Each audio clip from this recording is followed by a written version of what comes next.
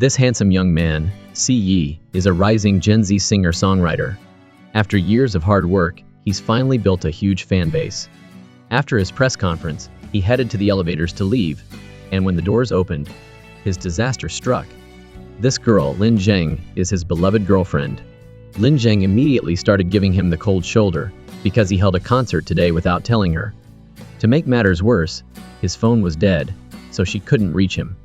Si Yi said he was too busy to tell her, but Lin Zheng wasn't having it. She'd been to every single one of his concerts. Plus, this was the school where they fell in love. In her anger, Lin Zheng made a drastic decision. She decided to break up with him to avoid further heartache. Si Yi froze, stunned.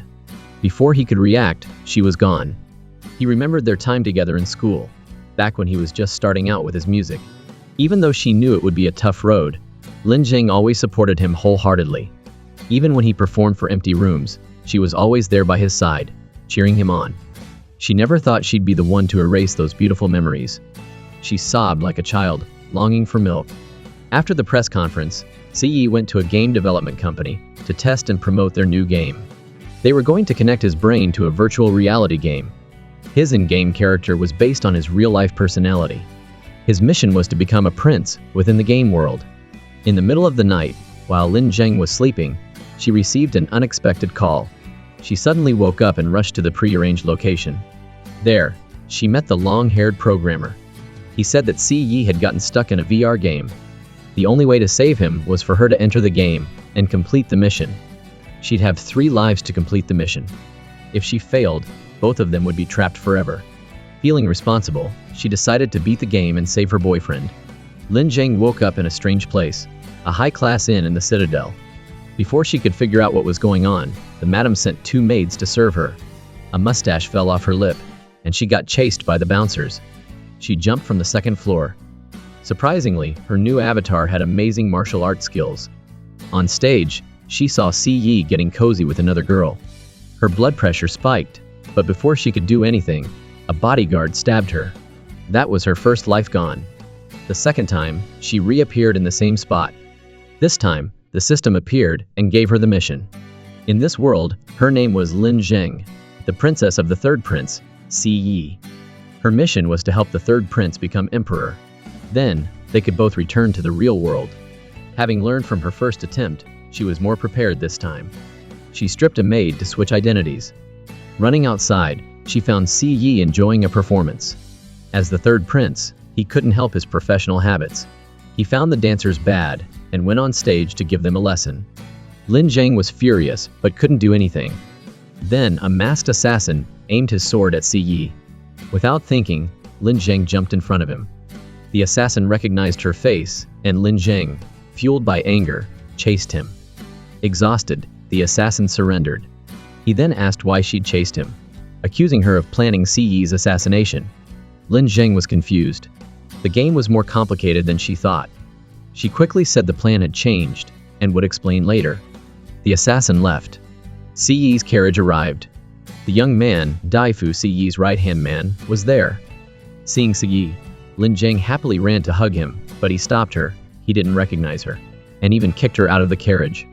He seemed to have no memory of her and found her strange. She thought he might have amnesia. She then sang a sad love song and was immediately kicked out of the carriage. After a long and uncomfortable carriage ride, she finally arrived at the 3rd prince's mansion. New to this world, Lin Zheng was surprised by its beauty. She followed Si Yi to his room, only to be kicked out again. He said it was his private room, and only those with a mission could enter. The maid took her back to the 3rd princess's room. Lin Zheng was annoyed but too tired, so she went to sleep. The next morning, Lin Zheng woke up early, surprising the maid. The 3rd princess usually woke up at 11 a.m. Lin Zheng pretended to have amnesia and asked the maid about the 3rd princess's life. The 3rd princess was the daughter of General Lin. She grew up in the army and had a strong personality. Because of his achievements, the emperor arranged her marriage to the 3rd prince. However, they had opposite personalities and no feelings for each other. They'd never cooperated. Lin Zheng was stunned. Then, Si Yi appeared. Si Yi was Si Yi's sister, but she loved wuxia films and had a strong personality in the game. Si Yi, being weak, repeatedly challenged Lin Zheng, only to be defeated each time. As Lin Zhang entered her room, an arrow arrived with the location of a shareholder meeting to discuss the assassination attempt on the third prince. Meanwhile, Si Yi sought Dai Fu to ask about his condition. After falling from his horse, he felt different. He didn't know about dark energy before, but now he did, along with strange movements. More importantly, he felt much more handsome. Dai Fu almost choked on his water. That evening, Lin Zhang went to the meeting alone and met the masked figures. They questioned her about changing the assassination plan. Lin Zhang was terrified, but used her quick wit to explain that she'd changed the plan because she discovered an ambush. The masked figures agreed, remembering how the maids had kept glancing at them. Thanks to her lies, she escaped. However, the leader announced a new plan, poisoning the third prince. She rushed back to the third prince's mansion. Si Yi was drinking tea when Lin Zhang burst in and knocked over his cup. Before she could explain, he ordered her to serve him from the next day. The following morning, she brought him breakfast. The smell woke him. She gave him silver chopsticks to prevent poisoning. Her changed personality made him uneasy. Knowing what to do, Lin Zhang circled around to give him space. Suddenly, Si Yi felt unwell. Dai Fu examined him and said the food was undercooked, causing mild food poisoning. Lin Zhang felt remorseful. Si Yi thought Lin Zhang's change was strange, suspecting she'd fallen for him. Dai Fu was speechless at Si Yi's self-absorption. That evening, Lin Zhang brought Si Yi medicine. As they drank it, Si Ya arrived with important news. The emperor was returning and summoned his sons for dinner. The next day, Si Yi and Lin Zhang went to the palace. They sat opposite the second prince and his wife. Lin Zhang recognized the second prince as the masked man. While she was thinking, the emperor arrived, appearing both hurried and imposing. Food was served. Fearing poison, Lin Zhang stopped Si Yi to check. She found out that the pin turned black. Seeing the emperor about to eat, she kicked the dish away. The emperor was confused until the second prince explained it was black sesame dumplings, hence the black pin. Lin Zhang realized she'd made a mistake, but it was too late. The emperor angrily scolded Lin Zhang, and Si Yi was also punished. The emperor left without eating. A woman then spoke, saying she hadn't seen Si Yi in a while and wanted him to visit her palace. Alone, the third princess would be sent home. Back home, Lin Zhang felt remorseful and ashamed. Her enthusiasm and ignorance had caused trouble. While she slept peacefully, he was serving the concubines.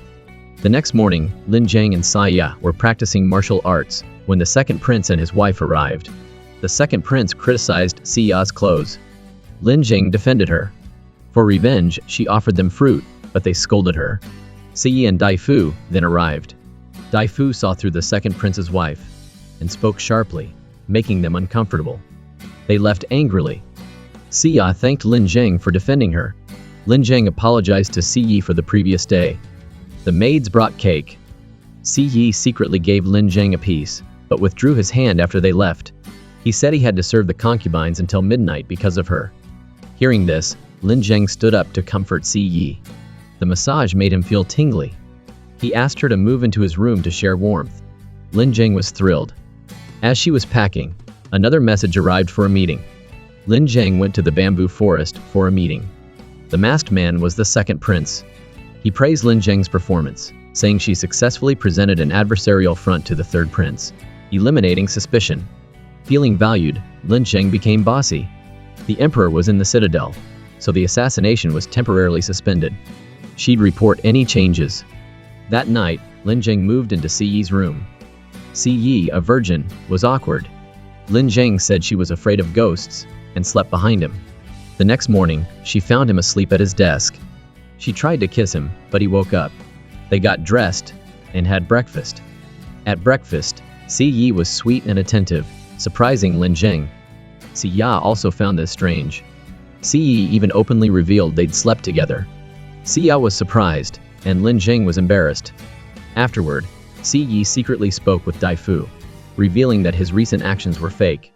The eldest princess wanted him to abandon the third princess, to marry the Han Wei princess. There was an informant in the third prince's mansion, and the eldest princess knew everything. Dai Fu understood. He also warned that faking love could easily turn into real love if not carefully controlled. The next day, they went to a palace ceremony. The emperor believed that after the ritual, the deceased emperor would appear in a puppet to foretell the nation's future. Lin Zheng had an idea. During the chaos, she secretly left. The deceased emperor appeared. The national guru asked him to indicate the next successor. The deceased emperor pointed, but the second prince pushed his brother aside to get the prediction. The deceased emperor tried to explain, but the guru was clueless and misinterpreted. After he left, Lin Zheng returned. The emperor found the prediction accurate, saying both princes were equally suitable and needed further assessment. Back home, Siyi scolded Lin Zheng, having discovered she'd impersonated the deceased emperor. He was furious, saying her actions were all about power. Before she could explain, he threw her out. Lin Zheng left sadly. Dai Fu then arrived, saying if Siyi was faking love, he shouldn't be so angry. If he was that angry, it wasn't fake love anymore. Lin Zheng sadly returned to her room. She found her phone. Feeling down, she put on some music. A maid then announced that the eldest princess wanted to see the third princess. Lin Zheng quickly got ready. The eldest princess didn't like Lin Zheng and openly stated her intentions. Lin Zheng presented a divorce paper. A maid then asked Lin Zheng for some ink. Lin Zheng lied that she was pregnant. Siyi appeared, defending his wife. He took her to see Dai Fu. Lin Zheng used a trick, and Dai Fu declared she was pregnant. Lin Zheng was overjoyed, making both men panic. While Dai Fu was getting medicine, Siyi apologized to Lin Zheng, saying she should rest. Lin Zheng was happy, but worried about her lie. Meanwhile, Siya saw a man assaulting a woman. Siya helped her. As she sat down to eat, two hungry children appeared. She gave them each a bun. A young man stopped them, revealing they'd stolen Siya's purse. Siya invited him to dinner to thank him. Siya asked about an item he carried. He said it was a loot passed down through generations, but he needed money and wanted to pawn it. Siya offered to buy it, allowing him to reclaim it later. Siyi was choosing a name for his child when Siya returned with a loot for his appraisal. He deemed it poorly made and worthless, worth only 50,000 coins. Siya had paid 60 taels of silver. Days after, Siyi cared for Lin Zheng. He was happy about the baby and ready to be a father. He promised to be a good father and care for them both. That evening, Lin Zheng returned to her room and learned from a maid that the third prince had bought 2 top-grade cows. As soon as she heard that, she could smell the delicious aroma of the food. The weather was perfect for dishes like beef hot pot or beef stew would be perfect. She eagerly anticipated those dishes. However, reality slapped her hard. Her food was all vegetables. Siyi bought the cows to get milk for her to drink, believing it was good for the baby. From now on, she had to drink cow's milk instead of water. Lin Zheng angrily left, her stomach rumbling. A while later, Siyi carried a large drum of food to apologize for his decision without considering her feelings. To punish himself, he wore a fake pregnant belly to experience her hardships. This naive action unexpectedly cheered her up. The next day, Lin Zheng invited Siyi out for a trip. Since his fall, Siyi had lost many memories. Yet, he felt familiar each time he saw her. Lin Zheng pulled out her phone, surprising Siyi. The phone even played music, captivating him. For the first time, Siyi realized how exciting romance could be. Lin Zheng said, "If I'd known this earlier, I would have dated long ago." She asked him to close his eyes and gently kissed him. Siyi's first kiss was tingly. Returning to the mansion, Siyi saw Siya practicing martial arts. He curiously approached, only to get slashed by her. Luckily, it hit his arm instead of his neck. Siya showed him a portrait of the con man, asking for his help in getting her money back. Meanwhile, the con man was still using his old tricks to scam people. Just as his scheme was about to succeed, Siyi and Dai Fu appeared. Dai Fu quickly jabbed the con man's thigh with 2 needles. This time, there was nowhere to run.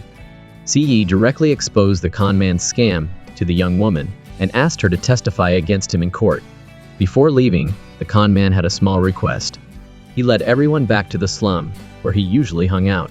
Everyone there loved and respected him. He seemed like a good person. Siyi and the young woman felt empathy and gave him money to help the people there. They thought that was the end of it. But, unexpectedly, in the distance, a group of horsemen arrived and called him "Young Master." Before anyone could react, he quickly threw a smoke bomb and ran away. That shocking revelation was like a bucket of cold water thrown in Siyi's face. They searched from morning till night, but couldn't find him. Suddenly, another group of people appeared, chasing the young woman. Si cleverly told everyone to go ahead, while he stayed behind to distract them. He looked incredibly handsome doing it. It was an accidental event. The cicada loved the sap, the mantis loved the cicada, and the sparrow lurked behind, creating a sudden spark of romance. The young woman quickly introduced herself as Qian Wei, before hurrying away. After returning home, the two siblings got scolded. Si was apparently even more foolish than his sister. The next day, Lin Zheng sat in deep thought. At this rate, when would she finish the mission? While she was lost in thought, Xia appeared. That morning, Xia went to the palace and overheard something important. Apparently, the emperor treasured a piece of music called Lu Qi Fu, which the deceased emperor had personally gifted to Old Master Kui. If anyone could retrieve it for the emperor, they would gain immense favor. Lin Zheng rushed to ask the maid for more information. The maid revealed that Old Master Qi was obsessed with dark energy and was holding a talent competition. The grand prize winner would receive a precious antique lute. Si also became interested in the competition. He immediately prepared to participate. This information quickly reached the second prince. While he didn't know Si's intentions, he ordered his subordinates to sabotage the competition. Just as Si and his group were about to leave, a fortune teller appeared. He claimed that the third prince and third princess had conflicting fates, and that staying together would harm each other. Ignoring his nonsense prediction, they thought he was trying to scam them. They got on the carriage and left. After half a day's journey, they arrived at Old Master Qi's mansion. As they entered, Old Master Qi himself appeared. Before he could offer greetings, he got straight to the point. Understanding, Si improvised a song as an introduction. Old Master Qi was thrilled, showing great respect for talented musicians. Just like that, they passed the first round. Everyone moved to the resting area, behind the mountain. Rarely getting out of the city, Dai Fu invited Xia for a stroll, and then a meal. Xia wasn't hungry, and wanted to continue exploring. While wandering, Xia noticed a figure following her. Annoyed, she drew her sword. The man introduced himself as Zhang Shu, a famed swordsman who used music as a weapon. Coincidentally, he was also going to Old Master Qi's mansion for the sound energy music competition. Xia said she was participating too, and they might meet again. The next day, the competition began. Old Master Qi hadn't even announced the rules when he heard something off-key. It turned out the musician's rhythm was off. Old Master Qi repeatedly asked him to play again, but was dissatisfied, ultimately having him thrown into a ravine. Then he announced the rules. First, participants had to create their own instruments and compose a piece using the provided materials. Everyone rushed to the stage to get materials. Si was slow and got nothing, but something is better than nothing. He found a piece of wood but couldn't remember what instrument it was. Lin Zheng, understanding his intention, quickly sketched a guitar. It matched his thought process. Time ran out quickly. The competition continued. Zhang Shu, having only found a chopstick, created a new genre of music, using it to tap on jade wine glasses to create a captivating melody. Skipping other performances, we go to Si's. He calmly walked on stage with his secret weapon, a modern guitar, made with the help of Lin Zheng. Old Master Qi was intrigued. Si played instinctively. The sound was unique. The second prince's men tried to sabotage him by shining mirrors into his eyes, distracting him. Lin Zheng quickly ran on stage with her sword to protect his performance. Only Si and Zhang Shu passed the first round. The second round was sound location. 12 sound sources were hidden under large stands.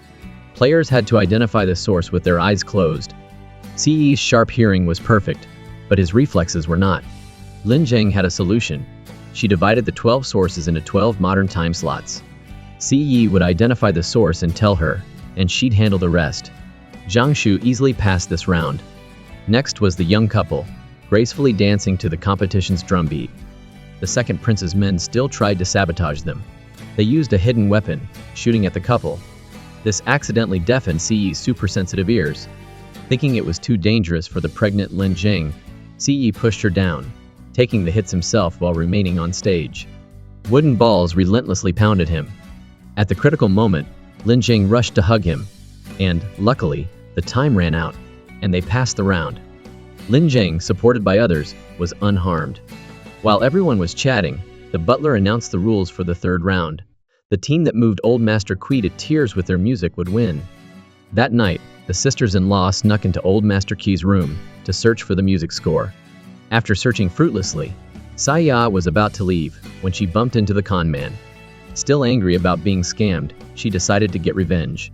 They prepared for battle and started fighting. The fight was intense when the nanny suddenly appeared, calling him Young Master. He was Kui Shun, Old Master Kui's grandson. Unwilling to escalate the situation, Kui Shun ran away. Siya chased after him.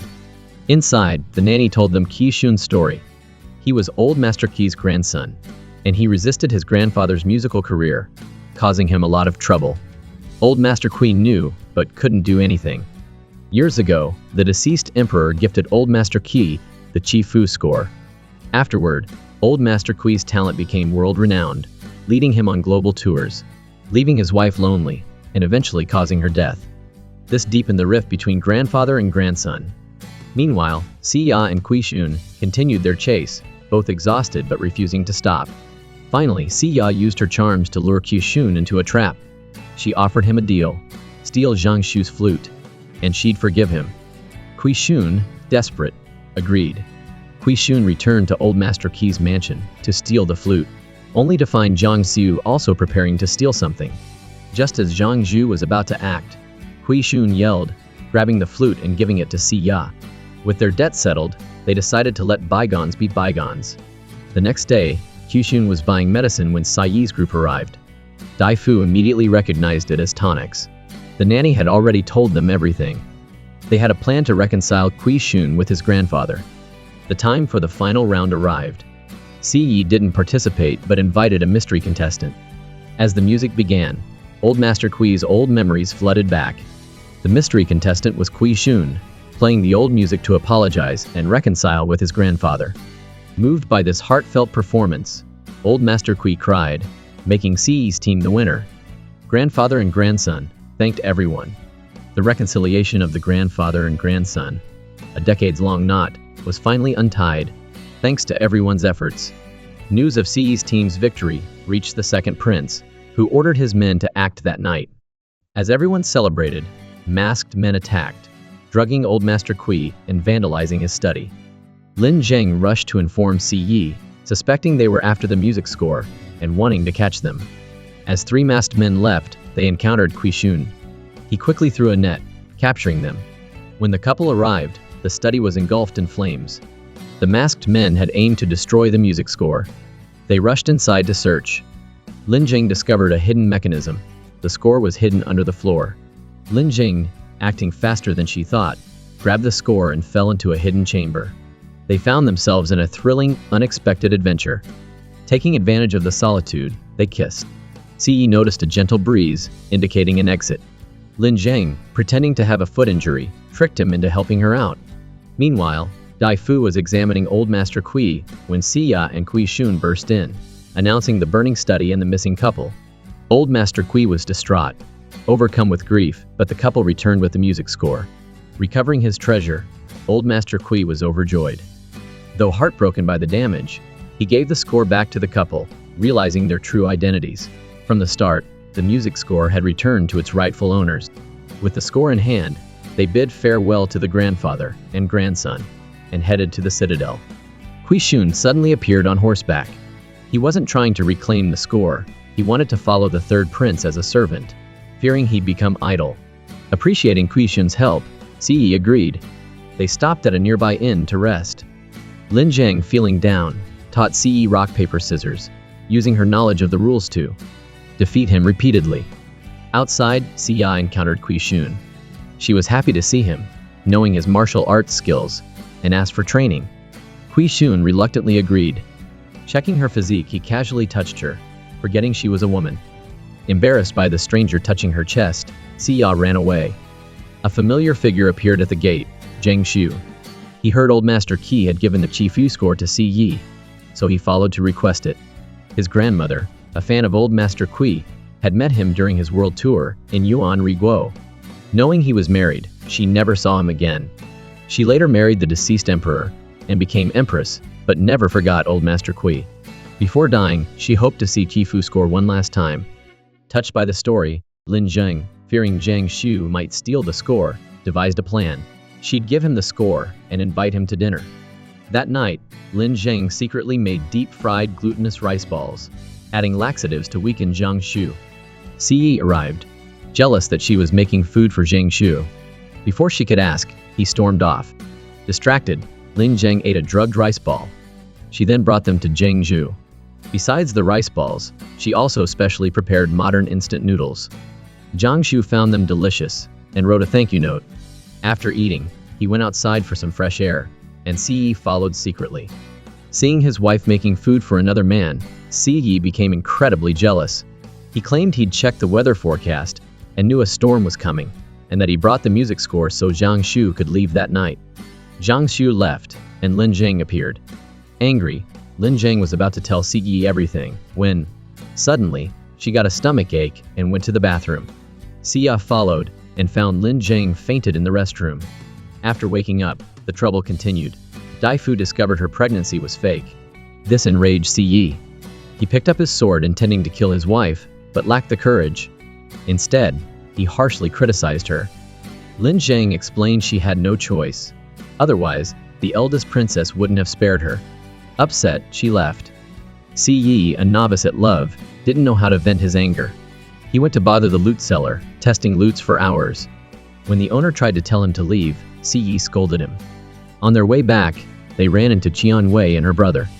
Ce, in a bad mood, briefly greeted them and left. Dai Fu was ecstatic to see Qian Wei again, giving her a sachet. But she rejected him. Heartbroken, the two men went to the mountain to yell. Dai Fu was furious about being rejected, pulling up weeds and eating them. Ce, seeing his craziness, left. Down the mountain, Ce encountered Lin Zheng, who was hungry and wanted corn but had no money. Ce paid for it, then left, leaving her speechless. Qian Wei then visited Ce, wanting to collaborate on a music score. Ce was excited, but Lin Zheng and Dai Fu appeared. Seeing them together, and already angry, Lin Zheng was furious. Qian Wei remained cheerful. The next day was a lantern festival, and Qian Wei wanted to invite everyone. Xia and Quijun heard this, and also wanted to go. Lin Zheng received a message from Sai. That night, they went to the mountain for the lantern festival. Couples wrote down wishes. Lin Zheng, still angry at Ce, went alone, writing, "Go home," and crying. Ce apologized, using many lanterns and a grilled corn. The next day, the three foolish men returned to confess to the second prince. Even though this mission failed, but the guard discovered a huge secret. The second prince immediately went to the capital to see the emperor. He went to accuse his brother Ce of treason. They were heading down the mountain when a high-ranking official showed up with soldiers. He surrounded them, saying that the Qifu score was a national treasure, but Ce gave it to the Prince of Yuan Riguo. This was treason, and they needed to be taken in for questioning. She admitted she gave the Qifu score to the Yuan Riguo prince, but it was just a loan. He promised to return it in 10 days. While Sai was still confused, Lin Zheng showed the emperor a letter from Zhang Xu.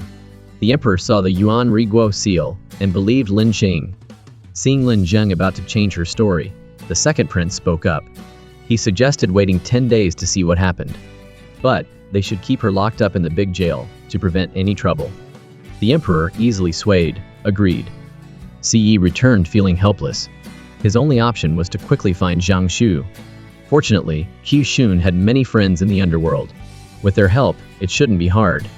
Ce immediately left for Yuan Riguo. After a long day's ride, they arrived. Qi Shun fired a signal flare. Within 90 seconds, his underworld contacts appeared. After hearing the request, they gave their answer. According to them, Zhang Xu went to a tea house. They went to the tea house and asked the owner. The owner pretended not to know anything when they said they were looking for someone. Unexpectedly, Dai Fu picked up his tea and found poison in it. Dai Fu immediately collapsed and foamed at the mouth. The people in the tea house quickly changed their appearance. Qi Shun thought he could handle a couple of guys, but this was too many. He quickly whistled for his underworld contacts to help. During the chaos, Ce ran upstairs to save Zhang Xu.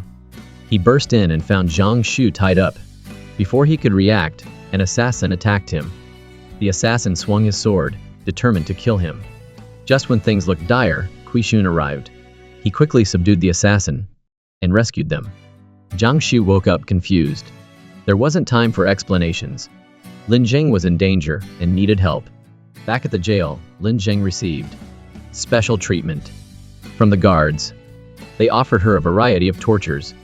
The second prince, knowing she was conflicted, offered advice. He said that if she blamed Siyi in front of the emperor tomorrow, he could save her. Lin Zheng reluctantly agreed. As soon as the second prince left, the jailer arrived with a forged confession and asked her to point it out. Lin Zheng saw what it was and destroyed it with her mouth. The jailer ordered his men to torture her. Just then, Siyi returned. Lin Zheng fainted in his arms. Immediately, Siyi and Jiang Shu went to the palace to return the Qifu score to the emperor. He explained that the letter he wrote mentioned a treasure, but it was the instant noodles the third princess made. The second prince didn't believe it. Lin Zheng brought out a packet of spices, added it to the noodles, and gave it to the second prince. It was unexpectedly delicious. The second prince ate it like he was starving, and couldn't stop. The emperor, seeing how delicious it was, wanted a bite, but there was none left. Because of this, Siyi and his wife were cleared. Siyi used this opportunity to accuse the official of torturing his wife. The emperor ordered his execution.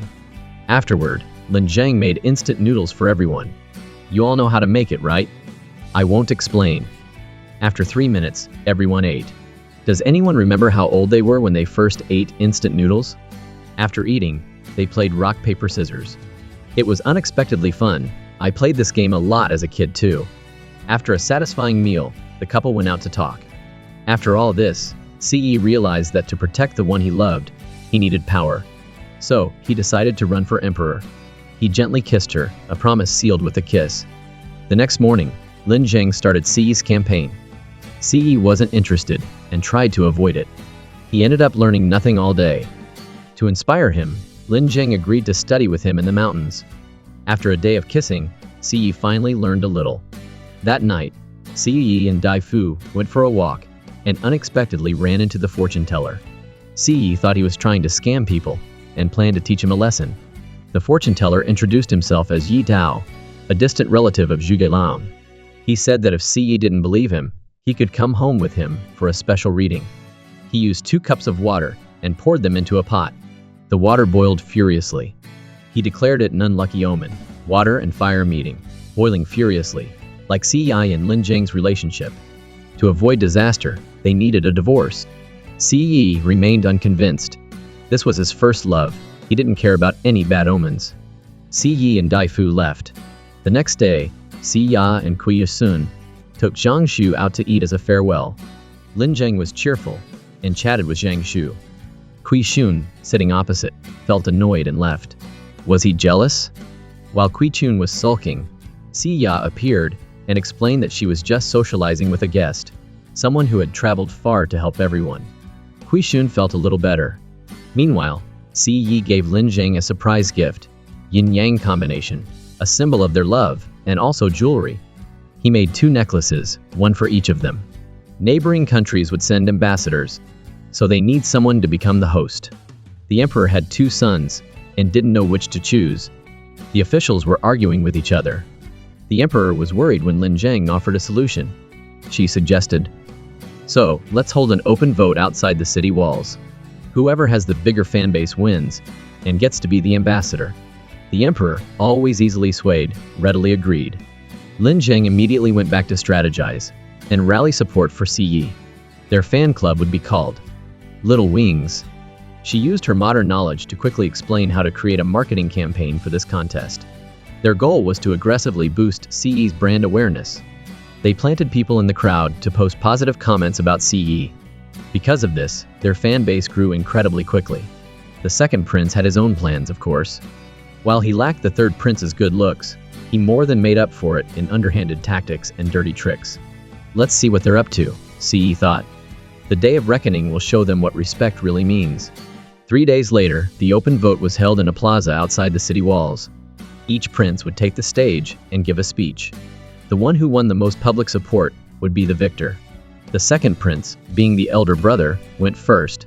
He recited his speech by rote, like a student reciting to their teacher. The audience was bored, and frankly, many were starting to doze off. Then, it was the third prince's turn. He didn't need to say much. Just standing there and smiling was enough to make the women fall for him. The crowd enthusiastically raised their little wings to vote for the third prince. Just when it seemed like a victory was certain, someone stepped forward to expose Lin Zheng's past. They revealed her past behavior, how arrogant and high-handed she'd been, how she'd treated others with contempt. Her bad reputation was well known, and this sudden revelation left her mortified and flustered. Seeing his wife being attacked, Yi leaped to her defense. This, however, caused many to withdraw their support for both of them. In the end, the second prince's larger fan base won by a landslide. It turned out to be a cunning and underhanded scheme orchestrated by him. Soon, it was time for the emperor's birthday celebration, and ambassadors from various countries flocked to offer their congratulations.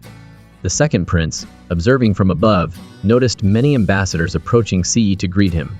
Enraged, he forced Yi to take notes while he went out to personally greet the ambassadors. Suddenly, an envoy from Guanyueguo arrived, along with the princess, Qian Yue. And this princess was none other than Qian Wei. Qian Wei was greeting the second prince when her gaze drifted to the back of the room. Her eyes widened in surprise as she realized that Yi was actually the third prince. They chatted happily, completely ignoring the second prince. Yi returned home, exhausted. The next day was the gift-giving ceremony. Yi would be in charge of distributing the gifts, while the second prince would read the guest list. But there is a problem. The second prince didn't speak any foreign languages and was frantically cramming at home. Lin Zheng came up with a plan. She was a graduate of the National Language University and knew a dozen or so languages. She could teach Yi so he could impress the emperor. That night, the couple snuck into the second prince's room to steal the guest list. Unexpectedly, the second prince and his wife were playing blind man's bluff. Yi quickly memorized the list and sprinkled a mysterious powder on it. They left without being discovered. The next day, the emperor held a banquet for the new guests. During the gift-giving ceremony, the second prince stood up to read the guest list. Suddenly, the list burst into flames. He was speechless. Without the list, how could he proceed? Seizing the opportunity, Yi stepped forward and took over. He greeted the guests in a variety of languages from all over the world. After the banquet, the emperor scolded the second prince and appointed Yi as the ambassador. Yi happily returned home to share the good news. To celebrate, Lin Zheng decided to prepare a feast. After much hard work, it was finally ready. But when she carried the food out, she saw Yi happily chatting with Qian Yu. Qian Wei seemed delighted to meet everyone and brought a special cake from Guanyueguo. Everyone moved to the dining room to enjoy the feast. Faced with a choice between his wife and a beautiful woman, Yi chose his wife. The food was a little strange, but it was still okay. Just then, a servant rushed in with news. Bandits had attacked, and the musicians had been injured in their hands on their way to perform at the palace. Everyone realized someone was trying to sabotage the celebration, but they needed a plan. Lin Zheng, quick-witted as ever, had an idea. She took Yi to the palace to find eunuchs with high-pitched voices. The kitchen staff and Dai Fu, using string as a makeshift instrument, formed a band of necessity. Qian Yue, hearing about their plan, offered to help. She said, "I know a bit about music." They practiced day and night. Lin Zheng, unable to contribute musically, served tea and water. No one really appreciated her efforts, leaving her feeling dejected. While sitting alone, she found a note from a modern-day game developer. It suggested that if the main characters got married, the third prince would quickly ascend the throne. The female lead's name was Qian Wei. Lin Zheng realized she was the villain, not the heroine. Feeling sad, she went home and was comforted by her maid, who also believed that Qian Wei was the female lead, possessing all the qualities a heroine should have. Lin Zheng, disbelieving, decided to observe Qian Yue. She even attempted to sabotage her but failed. As she was secretly watching, Qian Wei and Yi found her. They said they were composing a song for the emperor's birthday, and there was nothing inappropriate between them. Lin Zheng immediately sang a happy birthday song. Then, she left. Yi returned home, confused. He'd noticed Lin Zheng had been unusually gloomy lately, and he wanted to cheer her up. Meanwhile, Lin Zheng sought out Yi Tao to address her doubts. Yi Tao produced Snow White's magic mirror, and she asked for answers. Apparently, all she had to do was help the couple get together for the mission to succeed. Although she understood, she couldn't bring herself to give her lover to someone else. Lin Zheng returned home sadly, only to encounter Yi. Seeing her sadness, Si tried to comfort her, but Lin Zheng brushed him off, saying she was fine. Si left. The next day, Si shared some exciting news. The Zhu and Wang kingdom had signed a peace treaty. Lin Zheng burst into tears, overwhelmed with emotion. Could she actually be the heroine after all? Afterward, everyone went to the palace for the emperor's birthday celebration. During the gift-giving ceremony, the second prince, lacking anything of significant value, presented the emperor with a gigantic pearl. Xia offered a painting, but it wasn't valuable enough to impress the emperor. Si Yi presented a musical performance, a birthday song in an ancient style. Qian Wei enthusiastically joined in and harmonized. Everyone was pleased, except Lin Zheng, who remained glum.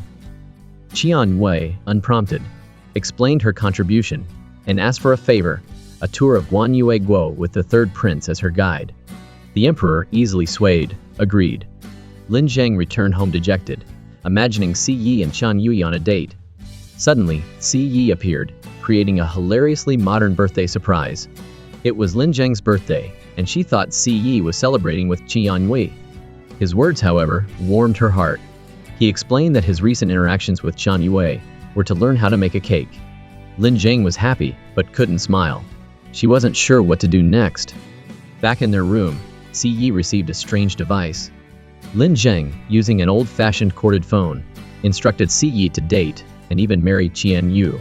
Si Yi was confused. Why would his wife want him to marry someone else? Upset, he hugged her to comfort her. He didn't understand what was going on, but she was still the most important person to him. The next day, Si Yi asked Dai Fu for help. Can you use your disguise skills to transform yourself into the third prince? Dai Fu initially refused, but upon learning the disguise was for a date with Qian Yue, he changed his mind. He used a strange needle to alter his appearance, making him look exactly like Si Yi. The second prince learned that Qian Yue was planning a date with Si Yi outside the city walls, and decided to play the heroic rescuer. The next day, Dai Fu went on a date with Qian Wei outside the city. The scenery was incredibly romantic and picturesque, perfect for young people to camp and have picnics. Dai Fu, skilled in medicine, kept talking about his profession. Qian Wei, impressed by his multifaceted talents, grew even fonder of the third prince. Meanwhile, the second prince's subordinate was waiting to ambush them. Suddenly, a real bandit appeared and swiftly knocked him unconscious. Just then, Dai Fu and Qian Yui arrived. The bandit claimed he built the bridge and demanded a toll. As he spoke, the second prince appeared, assuming the bandit was one of his men. He started boasting, only to be immediately knocked out by the bandit with a single blow. Dai Fu paid the bandit and used his medical skills to save the second prince. Qian Wei watched, licking her lips. She later told her father about her wish to marry. This trip was about choosing a husband. However, she loved the third prince and asked her father to arrange their marriage. Meanwhile, Dai Fu returned home, feeling bittersweet. Si Yi thought he'd arrange things so Qian Wei wouldn't like him anymore, but it backfired. He was heartbroken to learn that Qian Wei actually liked Dai Fu. The next day, the two men, avoiding each other, communicated only by notes passed across a bridge. After a while, they resolved their conflict. Then a court official arrived with an imperial decree. The third prince was urgently summoned to the palace. The emperor immediately proposed that Si Yi divorce his wife and marry Qian Yue, the princess of Kanyu Wo, a strategic marriage to promote peace between the two nations. Si Yi refused. He wouldn't marry someone he didn't love. It was that simple. The emperor was furious and insisted on the marriage. Si Yi rushed home to pack. He wanted to leave with Lin Zheng that night. However, Lin Zheng disagreed with his impulsive plan. They argued until the imperial guards arrived. Both were summoned to the palace for questioning. Qian Yi, a princess, was acting like a mistress. Huan Wang, angered by Si Yi's rejection of the marriage, reacted strongly. Fearing Huan Wang's wrath, the emperor banished his son to a remote border region for 3 years of self-reflection. Si Yi cheerfully accepted his punishment. The next morning, the couple packed their bags for a 3-year trip. After a hasty farewell to the household, they began their long journey. Their carriage suddenly stopped. The emperor had ordered the guards to escort them part way. They would have to walk the rest of the distance. Before they could react, the guards left. They walked for half a day, exhausted, finally reaching their destination. They expected a luxurious palace, but found a shabby and ramshackle house. They spent the entire day cleaning. Afterward, Lin Jing started cooking, but the results were disastrous. The rice and porridge were inedible. Hungry, they wandered into the forest, searching for food. Ce discovered a fruit tree laden with fruit. They happily picked and ate the fruit, which was incredibly delicious. They ate until they were stuffed, completely forgetting their worries, only to rush to the toilet due to diarrhea. Starving, they tried fishing in a stream but caught nothing. Dejected, they were about to give up when a rabbit appeared. It was adorable, but also dinner. Driven by hunger, they didn't hesitate to catch it. The white rabbit quickly became their meal. They continued into the forest, Ce using his knowledge of sounds from the musical competition to lure more rabbits. They caught many rabbits and enjoyed a feast. Life was surprisingly good. Back in the palace, the emperor, to apologize to Princess Qian Yue, organized a public husband selection ceremony. Whoever passed the final test would become her consort. After many rounds of knowledge-based challenges, a man with a mole won. Unfortunately, a flagpole fell on him, disqualifying him. Yuan Wang advised his daughter to give up, but she refused. She wanted him to use the national treasure, Ji Yang, a legendary herb, as the prize, believing it would attract many talented suitors. After some deliberation, Yuan Wang agreed. Qian Wei then sent her maid out on a secret errand. Back at the house, Lin Jing was doing laundry when she heard a noise. She went to investigate but found no one. A masked figure slipped poison into her tea. Unaware, Lin Jing drank the tea and collapsed unconscious. Ce panicked and rushed her back to the capital for treatment. It turned out to be Qian Wei's scheme. Ce frantically carried Lin Jing to Daifu, but the poison was too potent. Only the national treasure, Ji Yang, from Canyueguo, could cure her. This flower could counteract any poison. Back at the palace, the emperor held a second husband selection contest for Princess Qian Yu. The prize, Qian Wei's jade pendant and the miraculous flower. The rules were simple: whoever dared to reach into a fiery pit and retrieve the flower would win.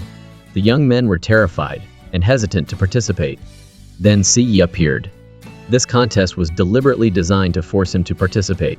Qian Wei was determined to become his mistress. Ce agreed, meaning he would receive Qian Wei's jade pendant. However, Ce didn't hesitate. He plucked the flower and left. He rushed home to save Lin Jing. Qian Wei shamelessly sought Ce out for an update. Ce was exhausted and uninterested in marriage. He told her to leave, and they could discuss it later when he was in the mood. Although Lin Jing was saved, Ce was determined to find out what poison was used. Daifu couldn't identify it, only knowing it was water-based and would evaporate in the air. They went outside the city to search for clues. While drinking at a tavern, they overheard a conversation between the owner and a horse rental man. The clue was found. Huishun used force to subdue the man and demand answers. In a desperate attempt to escape, the man threw the poison vial into the air and ran. Sia used her light footwork to catch it. She wanted to store the poison in her mouth, but Huishun stopped her. They kissed, struggling for possession of the poison. After a long kiss, they successfully delivered the poison to Daifu. Meanwhile, Lin Jing finally awoke from her coma. Ce, not wanting to keep secrets, told her everything. Lin Jing was devastated. She couldn't believe she'd have to watch her husband marry another woman. That night, Huishun and Sia talked. They both believed their actions were to protect the poison. But Sia found something amiss. Why did Huishun stick his tongue out? What was that about? Let us know in the comments. After a sleepless night, Daifu identified the poison. He went to the palace to confront Qian Wei. Daifu went straight to the point. He knew about her scheme. If she wanted to keep it quiet, she should give up on becoming Ce's mistress.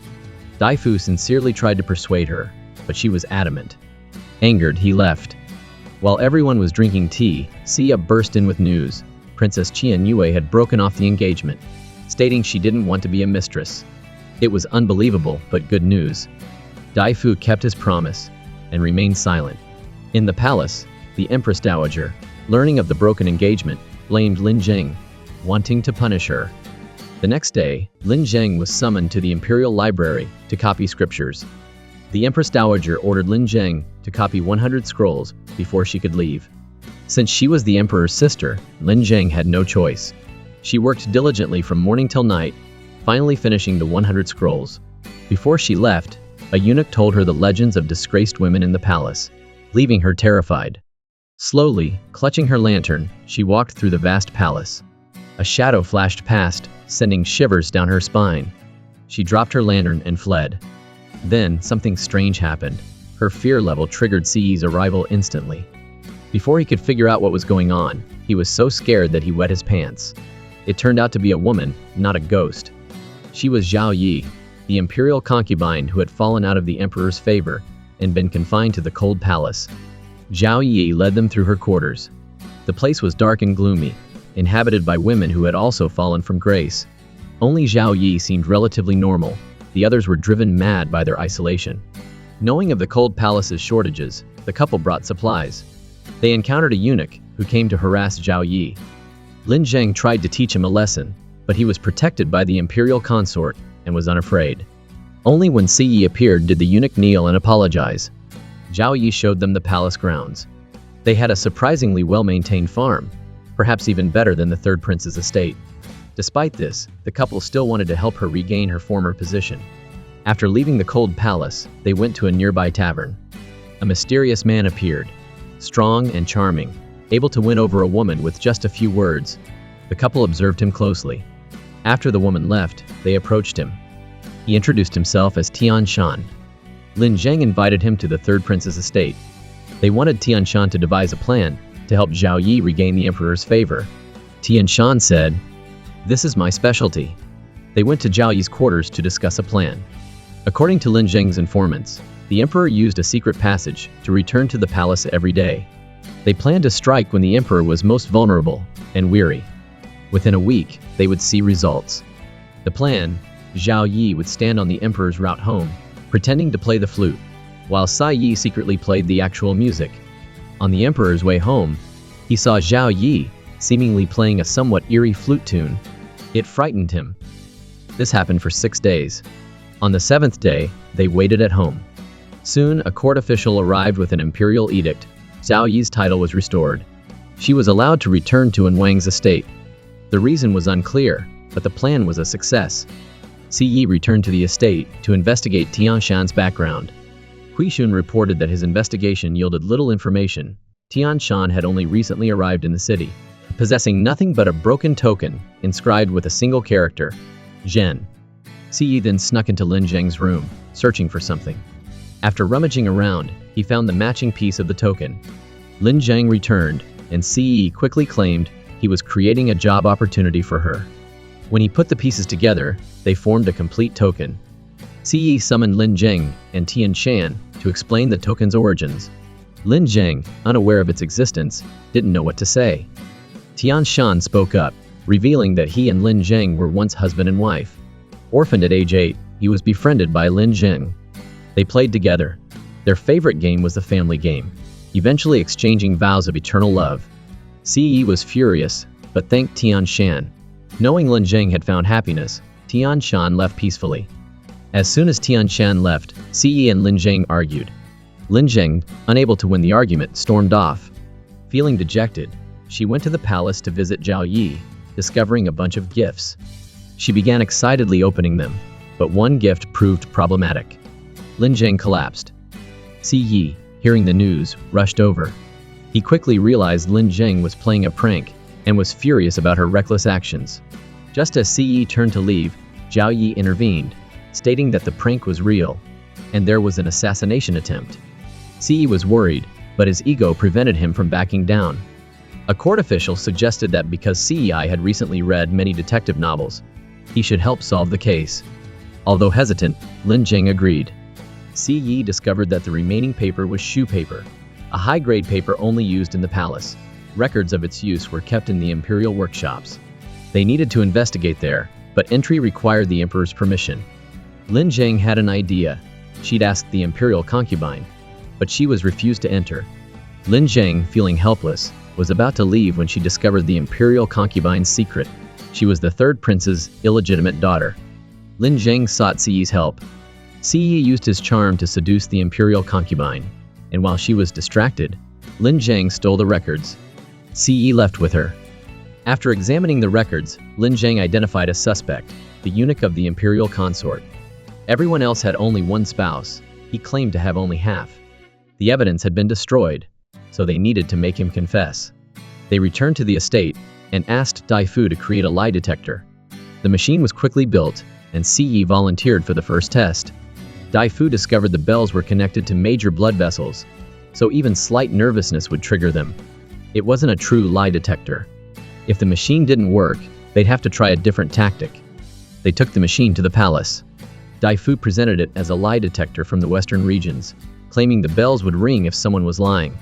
The emperor wanted to use it to solve the imperial consort's case. The emperor ordered everyone to the main hall the next day for testing. That night, the culprit broke into the hall to destroy the machine, but he was caught in the act. The imperial consort was also arrested. The eunuch, terrified, confessed. The imperial consort, unable to hide the truth any longer, was about to reveal the mastermind when the second prince used a hidden weapon to incapacitate her, driving her mad. The next day, the emperor summoned all officials to a heaven-worshipping ceremony, a major event to pray for national prosperity. A famous priest was invited. As the ceremony began, the priest drew his sword and danced. Then he lunged at the emperor. Lin Zheng intervened, saving the emperor, and the priest also received a wound himself. Realizing his scheme was exposed, the priest fled. The emperor, enraged that he almost died, ordered the third prince to investigate, capture the assassin, and feed him to crocodiles. The assassin, injured, returned to his hideout. He was Tian Shan. There was more to this story. Lin Zheng was walking when Yi Tao appeared. He revealed he wasn't there for a fortune-telling session. They returned to his place to talk. Yi Tao was Lin Zheng's father's former strategist. The general's reputation was terrifying. Even the emperor feared his power. While General Lin was gravely ill, the emperor ordered him to go to war, resulting in the general's death. Lin Zheng was heartbroken. To console the Lin family, the emperor arranged her marriage to the third prince, but she harbored deep resentment. The night before the wedding, she left a letter at Yi Tao's house. Yi Tao discovered it and kept it, secretly protecting her ever since. Thinking she had forgotten the past and found peace, the assassination attempt shocked everyone. Yi Tao suspected Lin Zheng's involvement. Lin Zheng was distraught. Was this planned before she even time-traveled into the game? As she walked home, Tian Shan appeared, taking her to his residence, claiming she orchestrated the assassination. Years ago, Tian Shan had become her father's sworn brother, plotting revenge after the emperor had him executed. Lin Zheng insisted she no longer harbored resentment and urged Tian Shan to leave the capital to avoid arrest. Meanwhile, Ce arrived at the scene and discovered a blood-stained seal on the ground. The court official identified it as a military seal, suggesting checking the imperial archives. Ce found a copy of the Lin family seal, identical to the one at the scene. That night, Lin Zheng found Ce deep in thought. He showed her the drawing, but she didn't recognize it, claiming tiredness and retiring to her room. The next morning, Lin Zheng prepared a bag for Tian Shan. Ce, suspicious, followed them, unbeknownst to them. A guard of the second prince was also watching, reporting to the second prince. CEO followed and discovered them discussing the assassination. He barged in and found Lin Zheng's letter. This time, nothing could erase her guilt. Ce heard guards approaching. When the second prince and his men arrived, everyone had vanished, except for the letter the second prince had found. Ce took Lin Zheng to a bamboo forest to talk.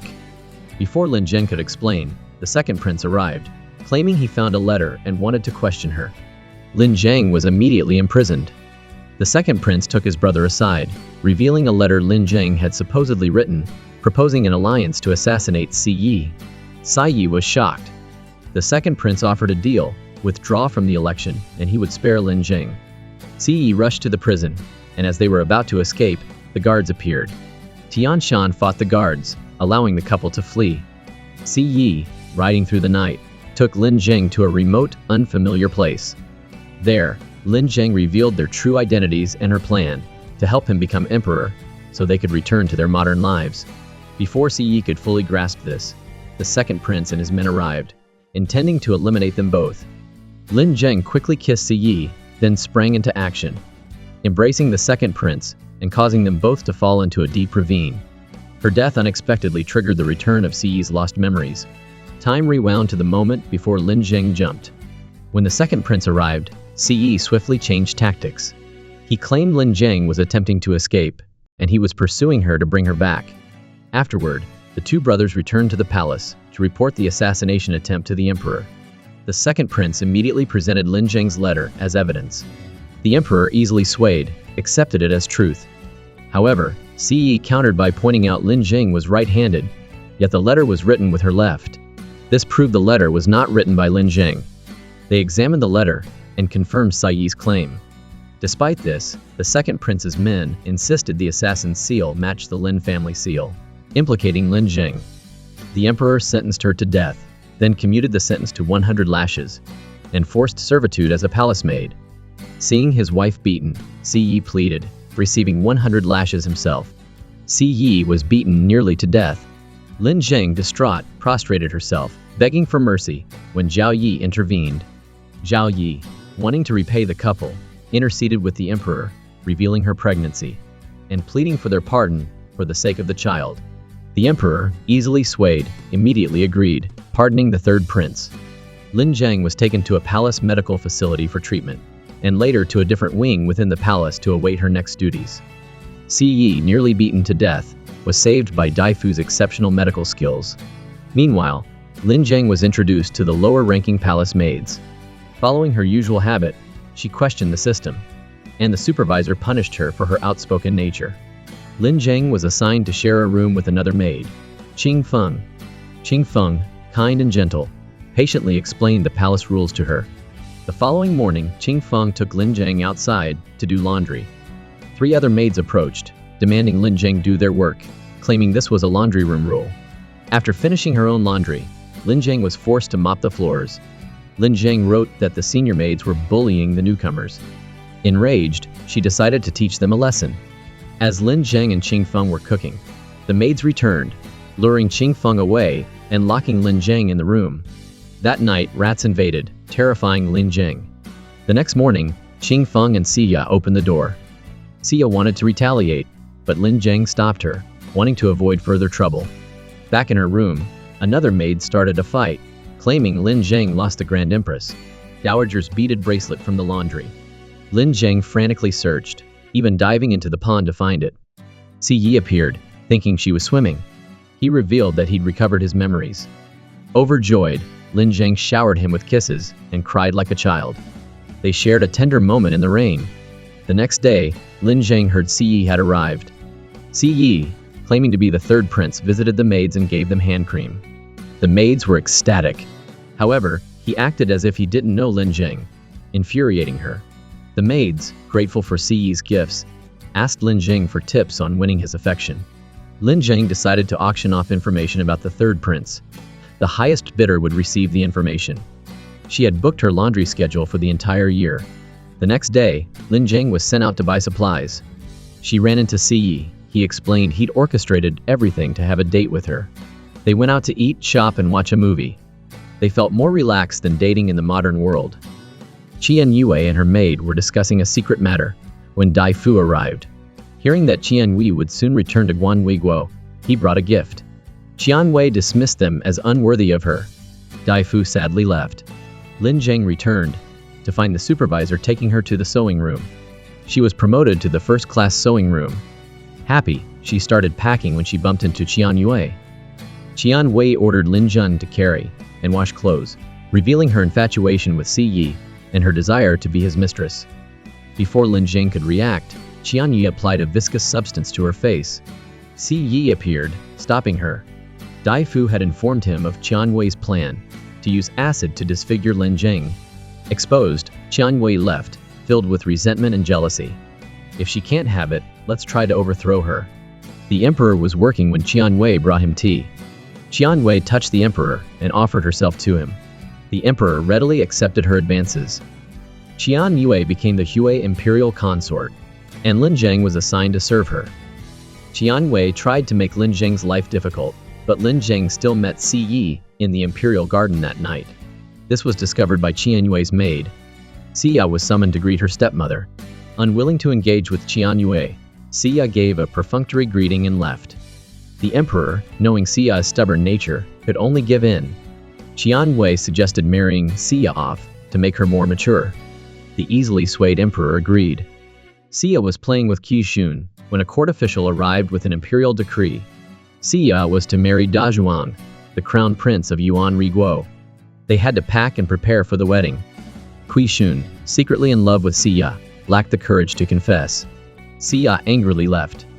Lin Zheng and Xi's conversation was reported to Qian Yue, who sought the second prince's cooperation. The upcoming hunting competition would be the perfect opportunity to kill Lin Jing, in exchange for Qian Yue supporting the second prince's ascension to the throne. The next day, Xia prepared for the wedding. Before leaving, she said goodbye to everyone and gave Kui Shun a hug. Kui Shun, too shy to express his feelings, let her go. Si Yi and Dai Fu scolded him for his inaction. Kui Shun returned to his room, a mix of confusion and regret swirling within him. He looked around. Everywhere he looked, there was Xia. The realization hit him hard. He sprang to his feet and rushed outside, acting impulsively. Just as Xia's carriage reached the city gates, Kui Shun arrived. He walked slowly towards Xia, his heart pounding in his chest as he confessed his feelings. At first, he hesitated, fearing his humble status wasn't worthy of her. But in the end, his love for her conquered his self-doubt. He knelt before her, in front of the fully armed guards, and proposed marriage, declaring his intention to claim his bride according to local custom. The guards, witnessing this dramatic display of love and defiance, simply watched, dumbfounded, as the couple walked away. With the hunting competition approaching, Si Yi decided to practice his hunting skills. The second prince, however, saw this as an opportunity to disrupt Sai Yi's preparations, and shadowed him constantly. Whenever Sai Yi went, the second prince followed, even making comments about the shared arrows when Sai Yi caught rabbits. Was he colorblind, Si Yi wondered?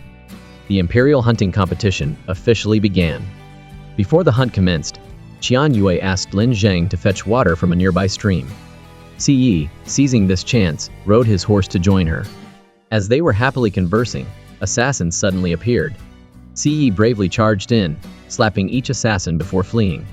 However, the assassin's true target was Lin Zheng, not Sai Yi.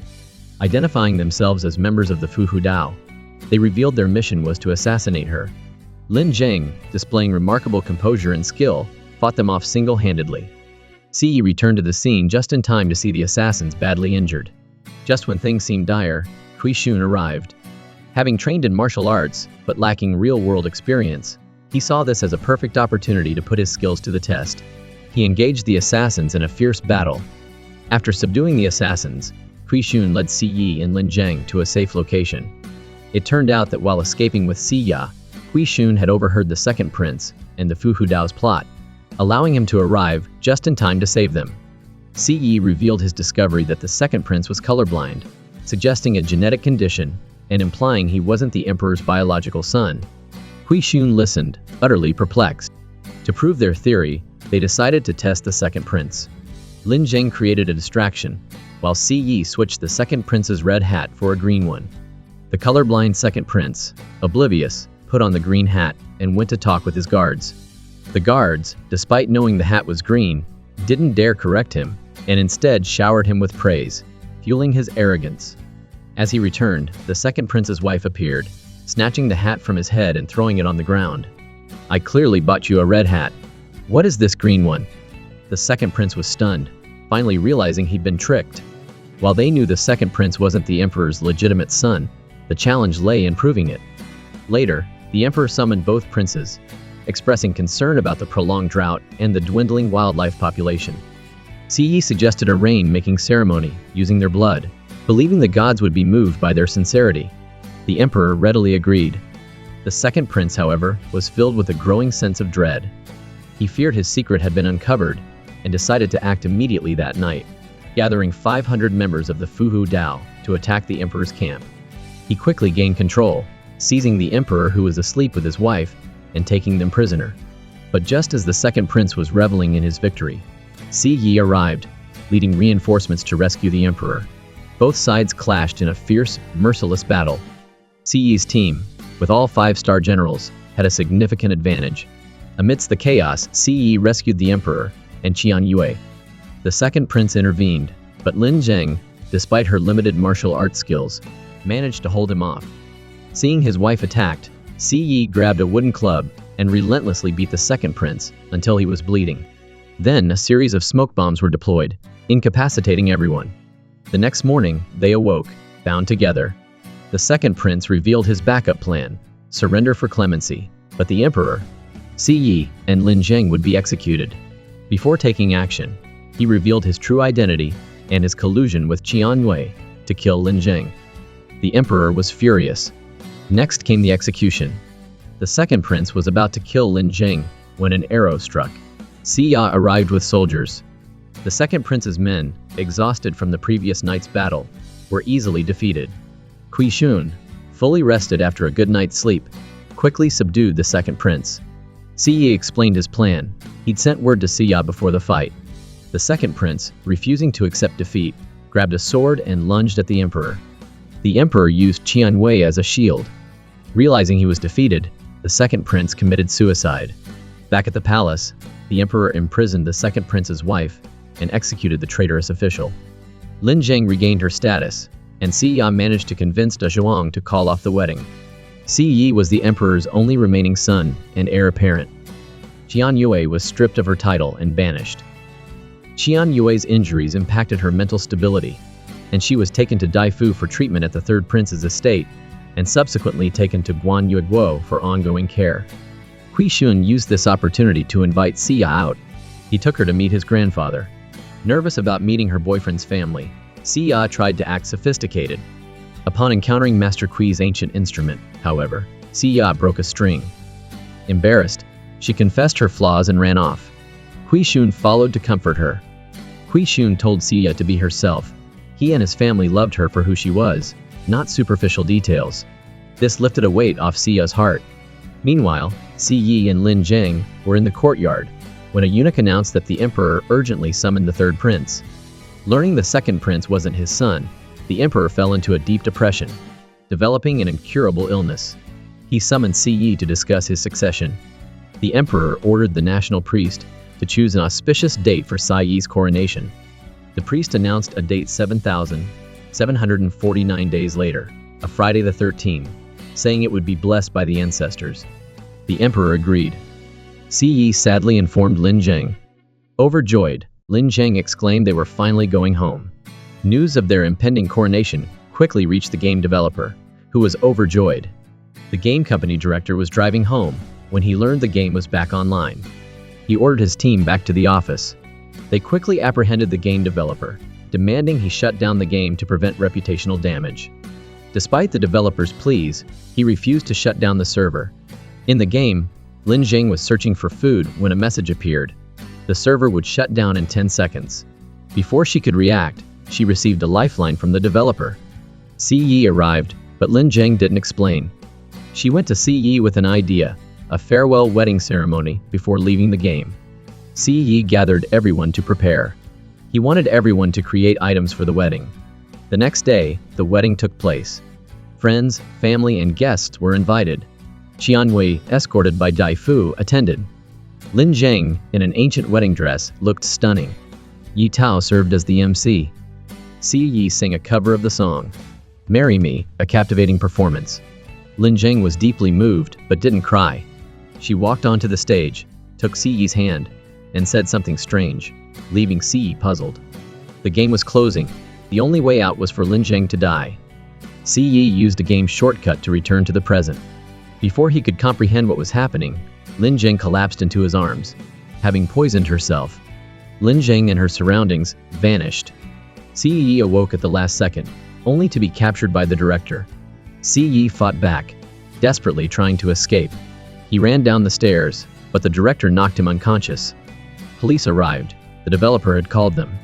After regaining consciousness, Si Yi cooperated with the police.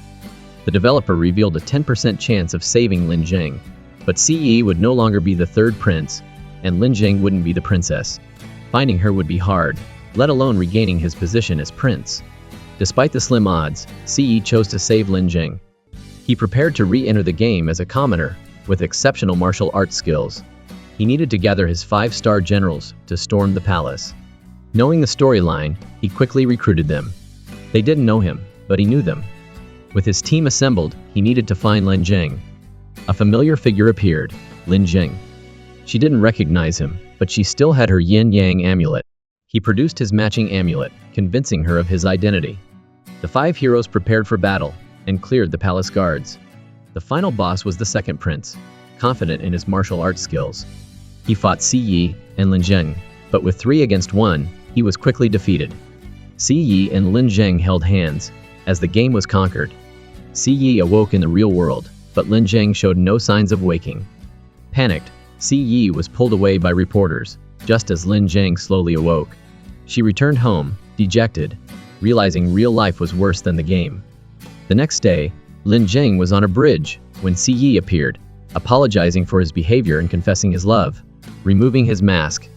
He wanted to be true to his feelings, not let pressure or reputation cost him Lin Zheng again. The movie ends here. Thank you for watching. Please like and subscribe to support us. Goodbye and see you next time.